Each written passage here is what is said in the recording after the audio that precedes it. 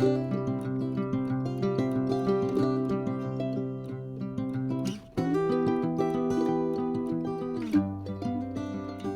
everyone, welcome to episode 115 of Driftless Knitting. My name is Jennifer. You can find me on Instagram and Ravelry as Driftless Knitter, and you can find the podcast at podcast show notes at driftlessknitting.com.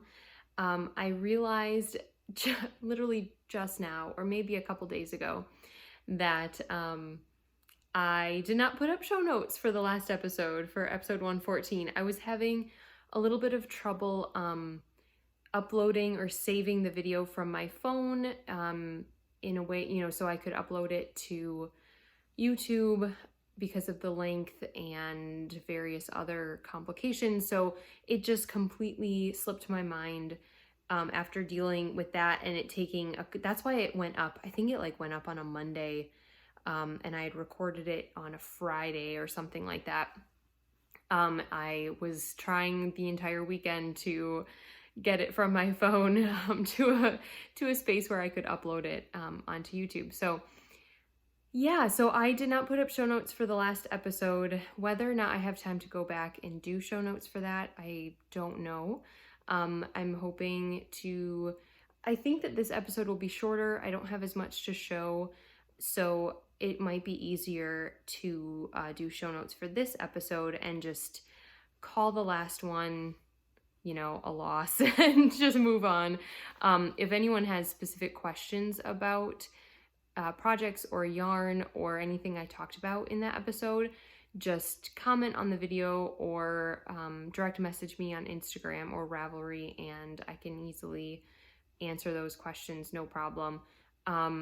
The reason why I might not have as much time coming up is because I can finally announce this, but we are moving. We bought a house and we will be moving into that house next weekend.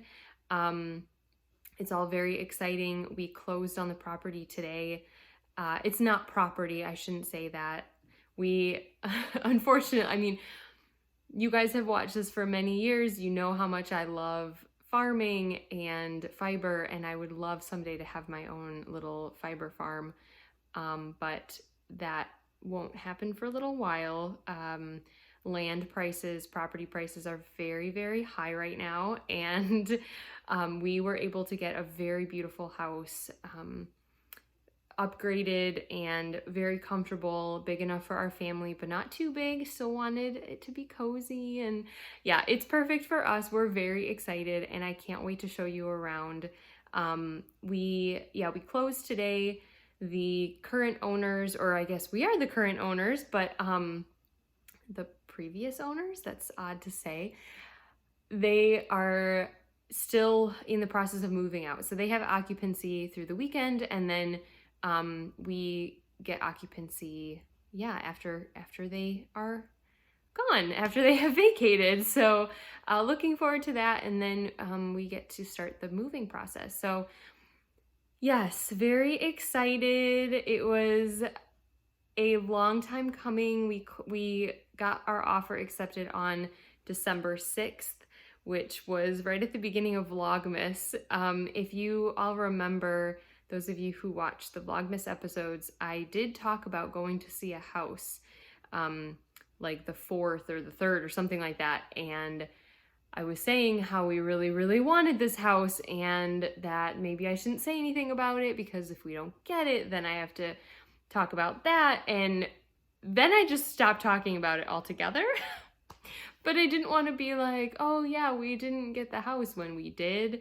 And I also didn't want to say anything about it because the paperwork was still being, we weren't closing on it for a long time till end of January. So it was like, well, I don't feel like I can talk about that this is a done deal because it's not. And so, something could fall through. So I just felt sort of like, I'm just not going to bring it up again. And I had a couple people that I am friends with and who I talk to, on Instagram or other, social media channels that watch the podcast. And, I mentioned something to them and they're like, oh yeah, okay, I wondered. All right, good to know,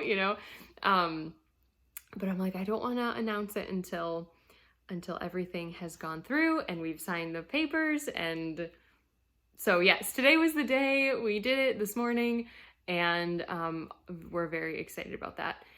I should actually tell you what day it is. So it is Friday.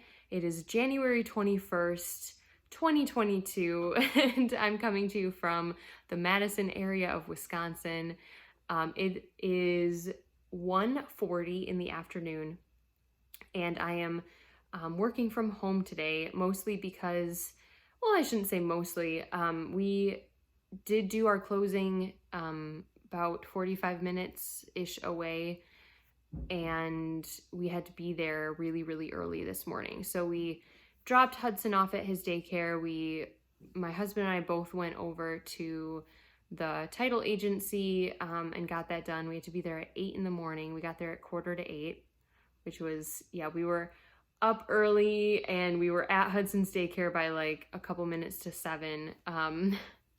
So yeah, it was a busy morning. But then after finishing up with that, we went out to breakfast, came home, and I did a couple of webinars for Knit Circus.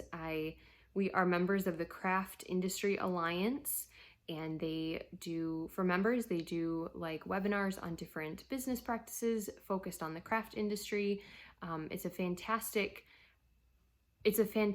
place to get information, and there were a couple today that I had signed up for, and so I did those this afternoon, and I'll do a little bit more computer work after I'm done filming. But I thought it would be a good chance, to film before we moved and before the craziness of unpacking happened, because who knows the next time I'll be able to get a free hour or so to record a podcast. And I wanted to fill you in on the new house. So the next time I film, I'll be in our new house. We haven't owned a house before. This is our first one, so it's just all very exciting, and I was more elated and giddy than I thought I would be in the car. We've known this was coming. We've mentally prepared for it. We've been packing, but then to have it done, we've been talking to our lender and talking to our real estate agent, and scheduling walkthroughs and all of that stuff, and to just have it be like done, it felt so good. So yeah, very, very excited. But I want to show you what I've been working on, because some things have already been packed away, which I was I'm halfway serious, halfway joking, a little miffed about. So Seaver, my husband, started packing up like our bedroom, and he put most of my project bags that I had in this like crate, this wooden crate I keep my project bags in so I can see them, I can go through them, and they're all in one space. And he put most of them like in a box packed away. And with that, those project bags was my Cozy Memories blanket, which I talked about last time, and I was getting really excited about working on more often, and I was trying to do a couple squares a week, and at night it felt so good to just like get a square done and instant gratification. And then like he packed it away maybe like 2 days later or something crazy like that, and I'm like, no, I wanted to work on that. But honestly, it's okay, because it meant I've been doing a couple other things that he didn't he didn't pack away. So I guess the first thing I'll show is, where did those go? Oh yeah, a finished object, or two finished objects technically. I haven't blocked these yet, so they're not quite the shape, like the stitch pattern maybe isn't as smooth as it will be once I wash them. But these are my Christmas Eve cast on socks. And I think last time I was talking to you, I had finished one of them, and I was working on the second one, but here they both are. These I obviously cast on Christmas Eve, December 24th of 2020. And this is a Woolberry Fiber Company yarn. called Christmas Tree Farm. It is not available currently. Bethany and her husband don't often repeat colorways from collections once they are sold out. So they'll do a big update of like a themed collection. I think they do like maybe 4 or 5 a year. So every few months they'll announce a new collection.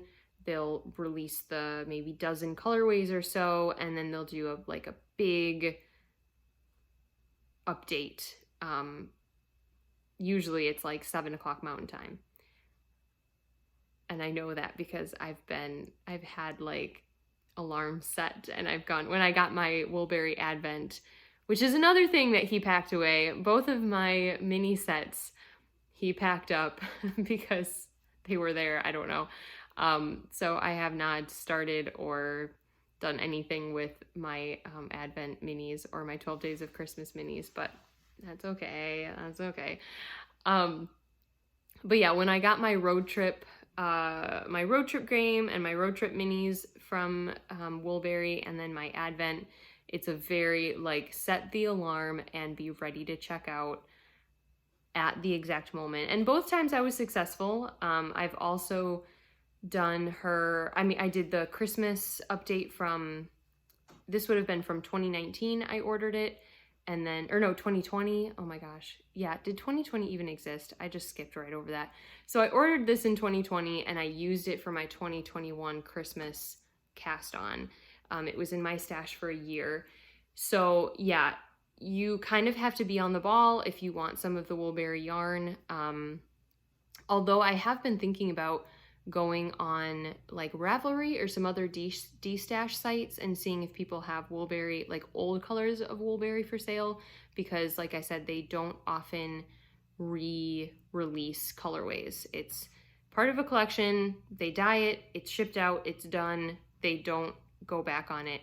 The one exception to that is when they do the year in review collection, which was like at the end, was it the end of the month or the beginning of 2022, they dyed up colorways that were popular from the year before, and they did a release of those. So sometimes they do that, but it's not guaranteed that the colorway you like is going to be in that. So needless to say, this is not available anymore, but it's a beautiful kind of a light red pinkish base, and it's got the darker red and green speckles. This is on their, I think, berry sock base, which is 75% superwash Blueface Luster wool and 25% merino. And I did a texture pattern on there that I just kind of came up with while I was casting on, and I really, really like knitting them. And I like the look of the texture on here. So I do think this is a pattern that I'm going to be writing up when I have the time. It's simple, but it's effective, I think. And I actually cannot wait to knit another pair like this. I am a sucker for textured socks, especially when the texture is that right combination of mindless and also interesting. Yeah, it's like potato chips. You just want to keep going, and those are my favorite socks. So this was definitely a pair of, like, I could knit every single. It's just like my Birds and Buds socks. I went through a phase where I knit, I think I have like 5 pairs of those, and that doesn't always happen with the socks that even I design or the socks that I knit from other people's patterns. Sometimes you knit the pair, it was fun, but you're not really gonna repeat them. You're gonna move on to the next thing. But if a textured sock pattern can become almost like your vanilla sock, or at least, like for me, I don't think I ever really knit truly vanilla socks anymore. I can't remember the last time I knit, besides like a pair of baby socks, that I knit a true like stockinette plain vanilla sock. It needs to have at least like a pearl bump here and there. I don't know. But yeah, there's some like cabled socks or lace socks that I'm just kind of like, that was great, that was fun, but I'm good. I don't need to knit another pair. These are beautiful, and yeah, that's it. But this is definitely a pair I will be knitting a lot of these. I love them. So a couple more details about my hand knit socks. I knit them toe up. I start with a Judy's Magic cast on, so you can't, there's no like seam or anything. I do a 28 stitch sock. That's not true. A 56 stitch sock. So there's 28 stitches on both needles because I do magic loops. So I'm dividing my socks onto 2 needles, and I do like a 40-inch cable, and I knit those on US 1 knitting needles. I usually do, for my own personal socks, I do a Fish Lips Kiss heel. For sample socks for my patterns, I also do a very, very, very similar German short row heel, but it doesn't use the same numbers or the same technique for turning, because that is, I just realized I'm completely shadowing my face, but you want to see the socks, so you don't need to see my face right now. So yeah, I do change up the pattern that's like the heel pattern that's in my own personal sock patterns, because obviously I'm not going to plagiarize or use someone else's sock pattern. But I do recommend the Fish Lips Kiss. It's the one that I enjoy knitting the most, and it's the one that fits me really good. Although I honestly can't tell the fit difference with a regular German short row and the Fish Lips Kiss heel. It's more of just the technique is a little bit different on how you turn the work when you're knitting those short rows. I hope that makes sense. And I don't mean to say that the German short row heel in my patterns is inferior. It's just a different way of doing it. And I've memorized the Fish Lips Kiss heel. Like, I've done that one for longer, so it's easier for me to just go right back to that one if I don't have the other instructions right in front of me. So yeah, so those are my socks. I hope I gave all the information that you need. But that is really the only thing that I've finished in the last couple of weeks. And besides that, I have, well, I guess this kind of counts as a finished object. I have another sock. So after finishing my Christmas Eve cast on, I just wanted to knit more socks. So I grabbed a sock set from my stash. This is I can't remember when I bought this one. This is from a homespun house, and I got this at a trying to think of when I would have seen, you know what, I think this is when Molly did a trunk show at Knit Circus. So when Molly lived in Wisconsin, she lived just maybe 20 minutes, half an hour from where I work, which is Knit Circus Yarns in Madison. And we did 2 trunk shows with her. So she came for 1 year around Christmas time, and then that next summer when we did our anniversary birthday celebration for the business, we had a big event, and she came and did another trunk show with us. And I believe this one was bought at that particular trunk show.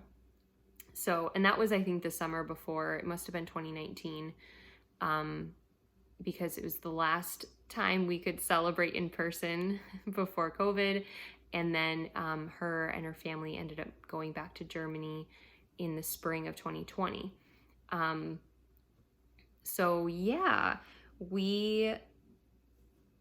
I picked out this skein of Homestead. That's what the color is called.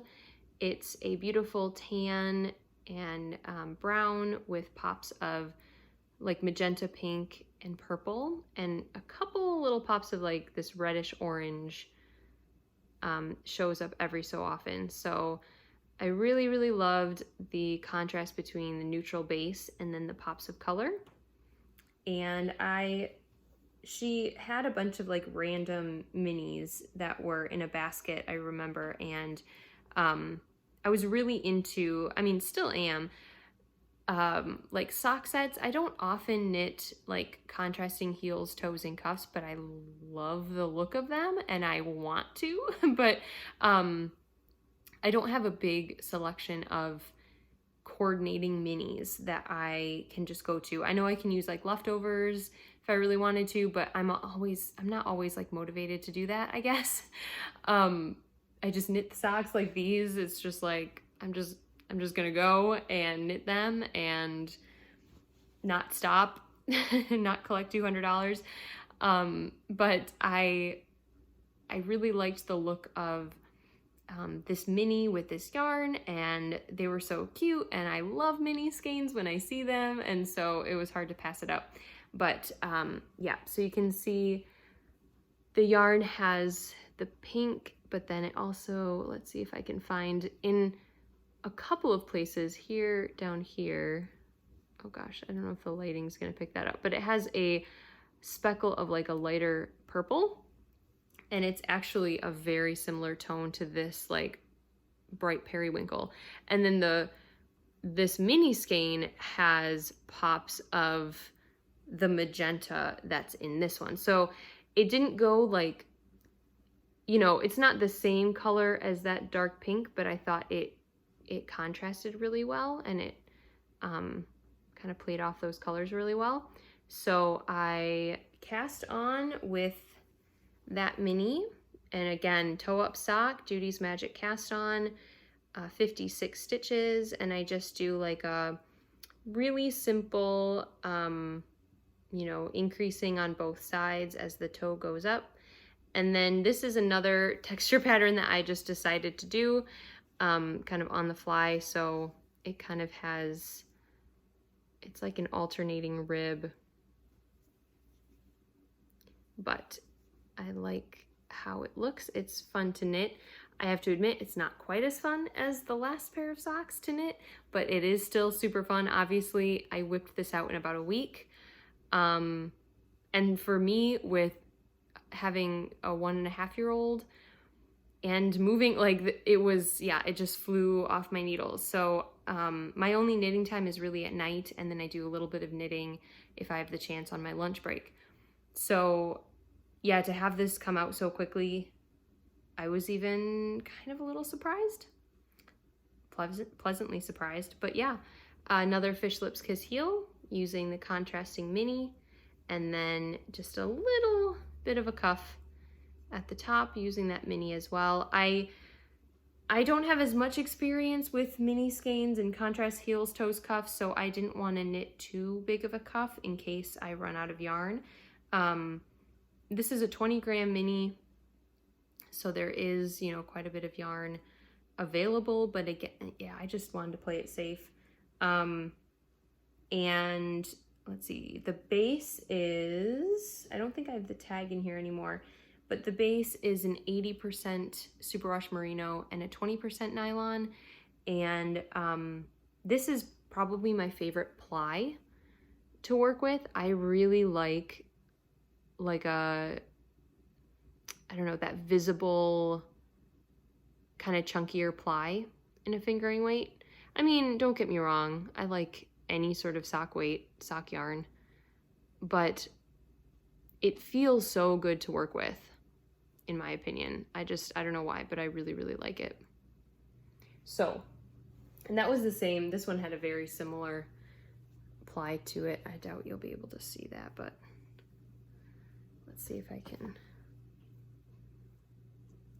you see the chunkier ply? I don't know if it's gonna, you can kind of see that, but yeah, that's the story with this one. I still need to cast on the second sock. I finished the first sock on Thursday. No, not yesterday. Today's Friday. I keep thinking today is Saturday because I didn't go into work. On Wednesday, I guess. Yeah, that makes sense. I cast off this on Wednesday, and I haven't had a chance to cast the second one on. Last night, while I was knitting a little bit and catching up on All Creatures Great and Small on PBS, fantastic show. They are showing the second season now. On Sundays, the episodes come out. I have a like a PBS Passport, I think it's called, so I can watch the show, because I never catch them when they're on TV, and we go to bed so early now that I don't even know when it's on, or yeah. Anyway, so I just pay, I think I do a donation of a few dollars a month and I get the PBS Passport, so it's pretty cool. But while I was watching that, I worked on this, and I can't remember if I showed this last time. I think I did. I don't know why I wouldn't have, because I did put a lot of work into it over the last like month, I would say. End of December and then into January, I've worked on this more than I have in like a year and a half. This is the orthonical shawl. I know that I showed this on Instagram when I was going through all of my works in progress that I wanted to finish. Okay, come on. By Marie Green, and it's, if you can see in the photo, it's a lace shawl, but the lace is all like super geometric, and it's a tricky, like, it's not super easy. I mean, it's not super hard, but you definitely need to think. Oh shoot, I'm in the middle of a row, but that's okay. I'll still show it to you.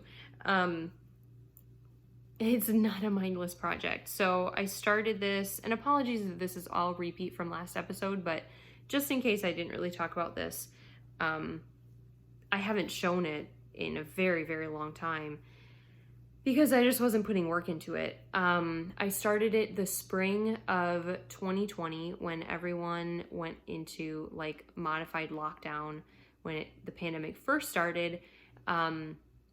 We shut our studio and our store completely. So Knit Circus was just selling pre-orders, and they were selling ready to ship stuff. And once a week, I think my boss would go in and ship out orders. And like no one else was there. Everyone was at home for like a month. And then when we realized that things were not going to calm down anytime soon, or like it wasn't going to be over in a matter of weeks, a couple people started going into the studio, dyeing yarn, doing some of the production so we could start getting like more products out and not just relying on what we had in backstock. But the majority of us were still just working from home. So I would write the newsletter at home, I would do social media from home, and then I'd get a bin of yarn brought to me, and I had a Swift and one of our electric winders, because we wind all of our gradients and all of our cakes of yarn, like the color changing cakes that transition colors. We have all those wound, like pre-wound for you, so we have to wind them, but we have an electric winder, and so I had one set up at our old apartment, our previous apartment, and I would be brought a couple bins of yarn every few days as they were being produced, and I would wind yarn at home, and that was like my job. And also we were knitting samples, so a few of us it was pretty much just whatever we can do to, keep ourselves busy, put hours in, create something that was going to help the company, and one of those things was knitting samples. But this one, I started, this is the center. I started this, spring. Whoa, the camera just freaked out. The lighting just got really weird. It apparently did not like the yellow. I started this in the spring. I worked on it. That summer, we moved apartments in May. I continued to try and work on it, and then I was pregnant and my brain just like couldn't handle it. So I put it down for like 2 or 3 months, and then like right before Hudson was born, I'm talking 3 weeks before he was born, I'm like, I need to finish this thing because I won't be able to knit on it when he is a little baby because I need like my chart keeper. So I keep the chart on one of these because I have to like look at it. It's not something you can really memorize that well. I needed to have my little cheat sheet of what the different things mean, because there's a couple stitch images or icons or whatever you call them that mean different things on different rows depending on what comes before it and what comes after it in that row, because you're like repeating. Yeah, I'm not saying that this is, I'm just saying you have to be prepared and you have to have your setup and you have to have like dedicated knitting time. This is not something you bring with you in the car or on an airplane or when you have like a newborn baby around you. So I'm like, I need to finish this. So I did like, I think I knit like more than half of it. And of course, you know, the stitches, there's more and more stitches on the shawl. So I didn't finish it quite before he was born. And then it sat again for several more months. And then every so often, if I have like a day off or Hudson goes to his grandparents or something, I'll try and like knit a few rows on it. I'm winded at this point. I'm just kidding. At this point, it takes me about 15 to 20 minutes to do a row because there are so many stitches on it. So I am, like I said, in the middle of a wrong side row right now. And so yeah, this is not all of the length of it or the size of it. It's gorgeous. I mean, it is so cool looking and it's going to be amazing when it's blocked out, but I am so close to being finished. So close. I think I have about 2 more rows, 3 more rows. I have like the rest of this wrong side and then a right side and a wrong side. And then I move on to the border. I'm so excited. I'm so happy. I'm so happy. Yeah, over the last few weeks, I've just tried really hard to concentrate on this. Just giving myself like, a day here and there of a break when I work on like a pair of socks or whatever. So this is being knit in Knit Circus Yarns Opulence. This is our Cut the Mustard colorway, which is a beautiful, beautiful gold. And our Opulence base has 80% superwash merino, 10% nylon, and 10% cashmere. And it's super, super soft, fingering weight. Did I say that? I think I did. And yeah, it's just been a long time coming, and I will feel so good when this is off my needles. Like, so fabulous. So that's definitely on my list. My goal was to have it done before we move. And we move in a week, so I could still technically do it.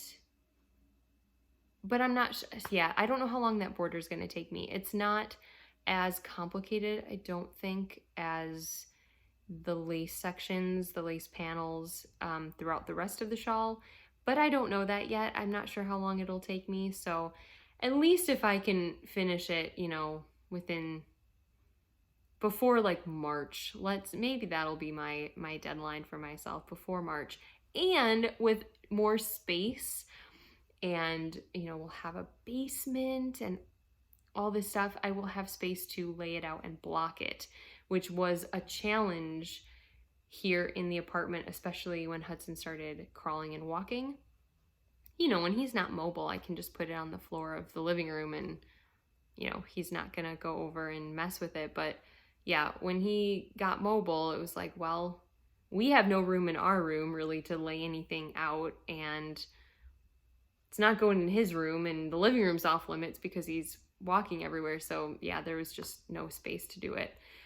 But now I will have more space for things like that, which is very exciting. Okay, that was such a rambly story, and I apologize, but you know, there is a bit of a backstory to that long-standing work in progress. Oh, and I didn't really talk about what needles it's on. I think it's a size 3, US 3. I could be mistaken. Do I have? Oh, I do. Yep, US 3. I have it on a 40-inch on a Addy sock rocket, or Addy rocket, which has the lace tip, so a sharper tip, but it has the really slick, like, I don't know, needle, I guess? The finish on the needle. The pattern called for, I think, like a 47-inch, so I did order one. So this is also what I think this is like a newer package. But I found that I really didn't need the extra inches. The 40 inches working out just fine, because it all sort of slides together. And I have enough space to sort of, like, you know, spread out the weight a little bit, even on the 40-inch. So I have the 47-inch, and who knows, I might need it for something someday, but it never hurts to have extra needles. Okay, so the next thing I'm going to show you, I teased this a little bit last time, and it is my cross stitch. So this is the same cross stitch project that I have been working on for, I guess, over a year. I started it right before Hudson was born. Wow, what a theme. Everything goes slower when you have a kid, but that's okay. And let me just find the photo of it. I am not going to show you the chart, of course, but I know there's a, oh, it's probably on the other side. I'm like, where is the photo of this? It's probably on the other side of the chart. Yes, there it is. So I have the chart. It's a full page chart from this magazine, and I have it on like a magnetic or a metal, I don't know, they sell these at Joann Fabrics, and yeah, I have like magnets that hold it in place so I can keep it all pretty. But this is what the pattern looks like. This was in a magazine that my Oma, my grandmother, gave to me many years ago when I told her that I wanted to start cross stitching again. She taught me how to cross stitch when I was probably about 6 or 7. It was the first like craft that I did, besides like a really shoddy baby blanket top that I put together on her sewing machine that I never finished, or some really like weird looking Barbie clothes that I made with scraps of her fabric. We were always playing in her sewing room. They lived next door to us growing up, and we would go over there after school or on weekends if my mom was like working or busy with something. They were like our babysitters. So we spent a lot of time there, and I loved, you know, of course, loved spending time with them. They just had so many interests and so many talents, and my Opa was a woodworker. He made furniture. I still have the coffee table we have here in our house was made by him. I have a couple other little pieces that he made, and they gardened and grew, you know, they had fruit trees, and they preserved lots of things, and they were great cooks, and very creative. And my Oma made, you know, she did every sort of craft. She sewed clothes. We have a lot of the clothes that she sewed us when we were little. She made Barbie clothes and doll clothes. She knit, she crocheted, she quilted, she cross-stitched, she embroidered. What else? So yeah, so the first thing I ever learned when I was little was cross-stitch, and I didn't really do too much of it after a while. I had like projects going. You know how when you're like younger or you're going through school and you like get really interested in something and you pick it back up and you want to, do this big thing, and then you work on it for like a week and then you put it down again. That's also kind of how knitting went with me when I was little. I learned how to knit when I was about 8, and then on and off throughout grade school and high school, I would pick it up. I'd get, this really cool trendy yarn and I'd knit a scarf, and then I wouldn't knit again for like a year. But I think that's super common. And then in college, I picked knitting up again, started working at the local yarn shop in the college town that I was in, Winona, Minnesota. And then from there, it just like took me over pretty much. Took my life over. Not complaining at all, but knitting is my main thing, of course. And then I was kind of interested again in cross stitch. Told her, she gave me, like a bunch of DMC and a little plastic box to put them in. And then she gave me one of these cross stitch magazines, which had this in it. And I absolutely fell in love with this. Absolutely fell in love. And decided to start it. And where's my hoop?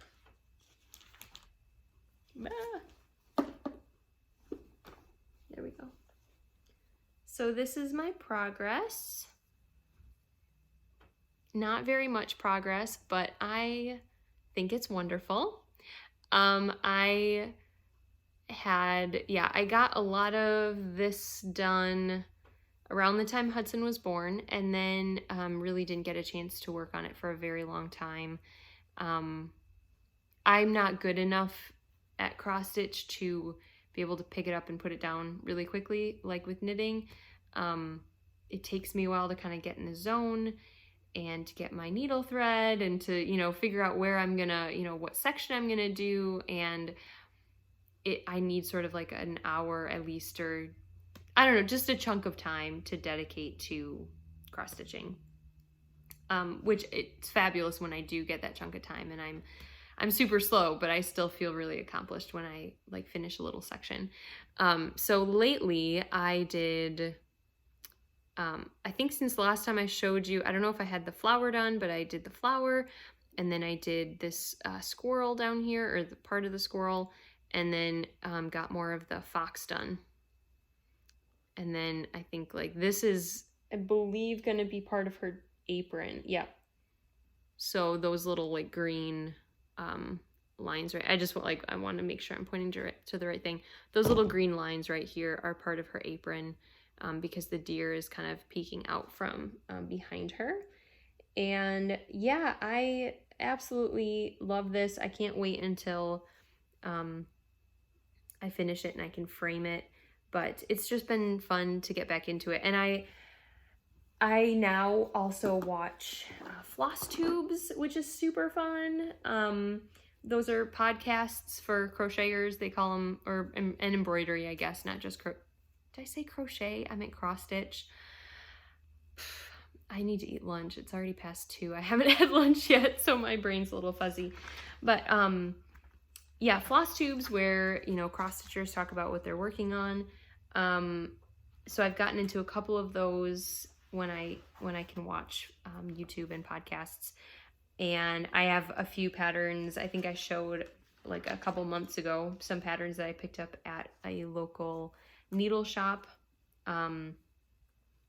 Yeah, so it's just fun. It's fun to, I don't know, plan projects out and think about, where you can display these, and thinking about, I don't know, now with the new house, I'm like, oh, I love like Christmas pieces and fall pieces, and thinking about like changing those out when the seasons come. And yeah, just that like homemade, handmade look. I love it all. I love it all. So that's my cross stitch. Maybe next time I'll have a little bit more to show, but no promises. So the last thing I have to talk about is one acquisition that I got that came in the mail since the last time we talked. And this is a sock set that I ordered at the end of December. And I set the goal of not ordering any yarn in January, which I know for some people is probably like super easy, but I usually end up ordering or buying from Knit Circus or another yarn shop at least like once a month, which isn't that bad, honestly, if you think about it. Like one skein of yarn once a month is like $30. So not bad at all, but I have so much good yarn in my stash, and just focusing on that and focusing on pulling from my stash and not buying for projects, but looking, towards what I had for projects. Yeah, just, I guess, shifting the focus from like always looking out for the new thing and the latest thing, and instead looking to what I already have. It's just like helpful. It kind of, yeah, it shifts your focus a little bit. So I'm not saying that I'm going to be like on a yarn diet for the entire year. There's going to be certain things that are going to come up that I'm going to want to, invest in, especially like clubs. I love getting sort of special clubs that it's a limited time thing. Those always kind of get me. So I'm sure there will be things that come up that I will want.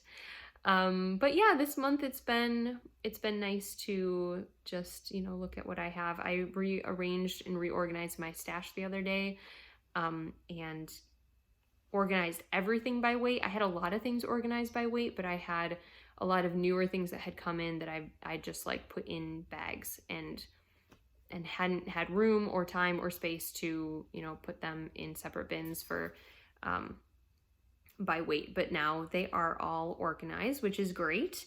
And yeah, I got to add this beautiful sock set from Palmer Yarn Co. to my stash. So this was her January, what is it? The January sock box, I think. So you could order this with a bunch of add-ons. She had like lotion, I think a candle maybe, or you could just get the yarn, and I opted, I think, to just get the yarn. Pretty sure I didn't get anything extra with it. If I did, I have no idea where it went. This month has been crazy, but I love the colors of this. When I saw this on her website, I fell in love. So this wasn't a mystery box. She showed the colorway before orders opened, which I'm really glad of, because yeah, I kind of was already in the mindset at the end of December that I was going to try not to buy any more yarn. I had gotten some for Christmas, and I was like, okay, like I'm good for a while. And then I saw this and I'm like, all right, this is the last thing, the last thing for a month that I'm going to order.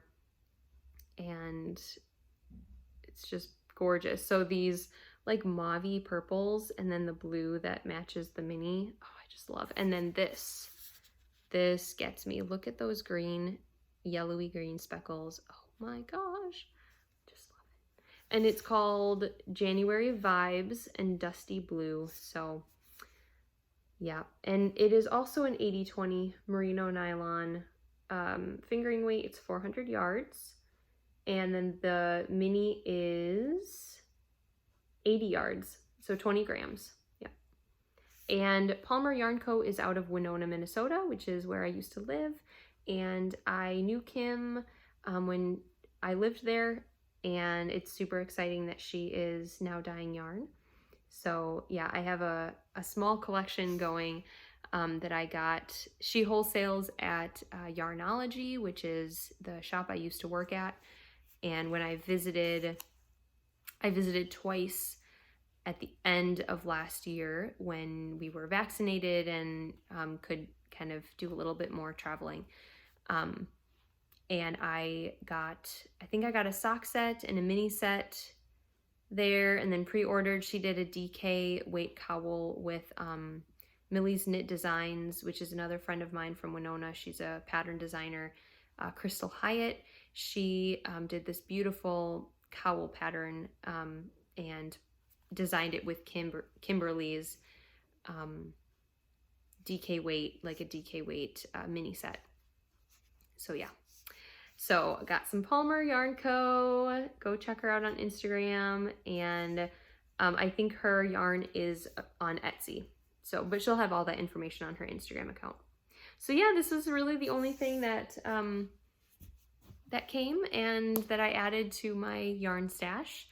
Who knows what February will bring, but I just feel good sort of taking a step back and I don't know, rediscovering what I have in my stash already. So, okay, I think that's it. No more announcements, no more yarn, no more projects to show. I just want to say thank you for watching, and thank you for all of your encouragement and love on YouTube here and on Instagram. Those of you who knew about the new house and were very excited for us, thank you so much. You know who you are. And yeah, to everyone who's been watching for a very long time, I'm just so grateful for you. If this was your first time watching, thank you for giving it a go. I hope you come back. I hope you like and subscribe, because that just gets my podcast, more visible for people who might like similar things that you do. So hopefully I can be back in a few weeks from the new space, and maybe I'll put together a little vlog. I don't know how much filming I'll do in the moving process, because so much of it is just messy and cluttered, and I don't know, and we'll be busy lugging boxes and unpacking, so I'm not sure how much interesting footage there would be, but maybe I'll take a little bit of video throughout the moving process and put that up before the next podcast goes live, so you can just check in and see how we're doing. But thank you all very, very much, and I love you, and be kind to one another, do things that make you happy, and I'll see you again very soon. Bye.